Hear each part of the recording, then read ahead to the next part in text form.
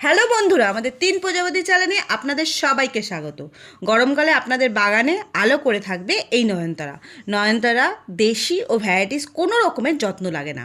ওরা এমনিতে আপনাদের প্রচুর ফুল দেবে, আর এর থেকে খুব সহজেই চারা হয়। কিন্তু হাইব্রিড নয়নতারাগুলো একটু সাবধানে রাখতে হয়, এর জলটা খুব বুঝে দিতে হয়।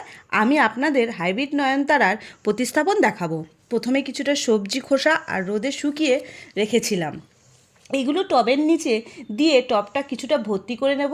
এতে আপনাদের দুটো সুবিধা হবে, টবটা তুলনামূলকভাবে হালকা হয় আর এগুলো ডিকম্পোস্ট হয়, গাছের খুব ভালো একটা খাবার হয়ে যায়। সবজি খোসার উপরে মাটি, ভার্মিকম্পোস্ট আর নিম খোল দিয়ে গাছটিকে বসাবো। আমি যেহেতু সবজির খোসা দিয়ে গাছটিকে বসাবো, তাই আমি শিংকুচি, বনডাস্ট দেবো না। নার্সারি থেকে গাছটা এনে মিনিমাম 1 সপ্তাহ পর গাছটিকে রিপোর্টিং করবেন।